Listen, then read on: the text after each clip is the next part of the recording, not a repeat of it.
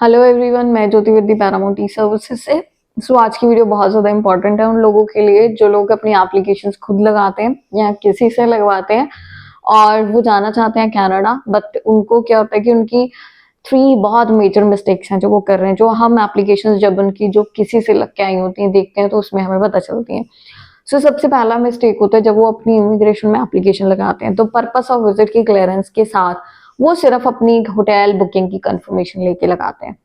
और उसमें जब क्लाइंट को बताओ कि जब आप जस्ट एक रूम की कंफर्मेशन लेके आप हाई कमीशन में अपनी एप्लीकेशन प्रोसीड कर रहे हो तो how it is cleared your purpose of visit to there country, तो वो पता क्या कहते हैं, अभी कौन सा वीजा लग गया। तो ये इसके लिए मेरा एक आपसे ये क्वेश्चन है कि एक स्टडी पे जा रहा बच्चा वो इन एडवांस में कॉलेज की फुल 1 साल की फीस क्यों ट्रांसफर कर रहा है? उसका कौन सा वीजा लग गया है? उसकी फीस 10 से 15 लाख के बीच में आती है। तो दिस इज ये ही करेंटेड पॉइंट होते हैं कि जब आप अपनी एप्लीकेशन प्रोसीड करते हो, ठीक है। तो एम्बेसी ने क्या मांगा, एम्बेसी का जो पोर्टल है ना, जब आप जीसी की खोलते हो पर्पस ऑफ ट्रैवल, आप उसको पढ़ के देखो। they are saying your tickets departing to Canada and your stay booking of confirmation of your stay booking or the places you wants to visit, clearly ये चीजें mentioned है। तो वो क्यों लिखेंगे? एम्बेसी का दिमाग थोड़ी खराब है, उसने एक अपनी रिक्वायरमेंट दी है तो वो चीज आपको कंप्लीट करना है, right. With in single booking of hotel you can not proceed your application.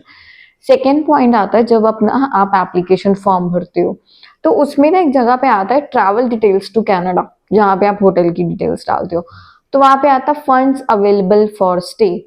तो कई लोग उसमें पता क्या करते हैं, अपनी पूरी नेटवर्थ ही डाल देते हैं, $15,000, $20,000, $30,000। इतने का इतना महंगा होटल लोगे वहां पे, जब उसके ऊपर बोल ही दिया स्टे डिटेल्स इन कनाडा। तो इससे क्लियर कट है, दिमाग में समझो वहां पे इतने फंड्स कभी नहीं आएंगे, उसमें बहुत नॉमिनल फंड्स आपने डालने हैं, ठीक है। जो आपका एक्सपेंडिचर कवर अप करता हो उतने फंड्स डालने। फिर थर्ड आ जाता है मिस्टेक कि जो पर्सन इन आर्मी में है या गवर्नमेंट में है, पॉलिटिक्स में है, डिफेंस में है, तो उनको उस कॉलम में लिखना पड़ेगा जो एप्लीकेशन फॉर्म में होता है। और कई लोग पता क्या लिखते हैं, जब उनका रिफ्यूजल डिस्क्राइब करना होता है तो उस कॉलम में जाके लिख देते I am multiple time refuse from Canada. ऐसे नहीं लिखना है। उसने बोला है mention in details how much you will give us that will be beneficial for your application, ठीक है। तो प्रॉपर लिखना है why they refused your application and when, कौन सी ईयर में, एटलीस्ट मंथ एंड ईयर तो मेंशन करो उसमें, ठीक है। मल्टीपल टाइम्स लिखने से जस्टिफाइड नहीं होता है। तो ये आपको बहुत ज्यादा ध्यान से मतलब अपनी चीजें देखनी है कि एप्लीकेशन एक पहला फॉर्म है अभी जो मैं डिस्कस कर रही हूँ, उसी में इतनी मेजर मिस्टेक्स आप लोग कर रहे हो। तो ये 3 मिस्टेक्स नहीं होनी चाहिए। पर्पस ऑफ ट्रैवल, एक आपका एप्लीकेशन का जस्टिफिकेशन, ठीक है, इसमें मिस्टेक्स नहीं होनी चाहिए। और एक लोग 10 ईयर की हिस्ट्री में बहुत बड़ी मिस्टेक करते हैं, 10 ईयर की जो हिस्ट्री होती है उसको कभी नहीं अप्रोप्रिएट लिख के भेजते हैं।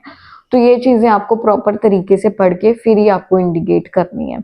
तो ये प्रॉपर तरीके से एप्लीकेशन लगाने से पता है क्या होता है कि एम्बेसी की हम एक जो आप लगा के चलो वीजा आना या नहीं आना वो बात की बात है, पहले एप्लीकेशन अच्छे से लगाओ। आपकी एप्लीकेशन अच्छे से लगी है, वंस यू गॉट रिजेक्टेड, अगर एक बार रिफ्यूजल भी आ जाता है, you are eligible to reconsideration, आप रिकंसिडरेशन में डाल दो, ठीक है।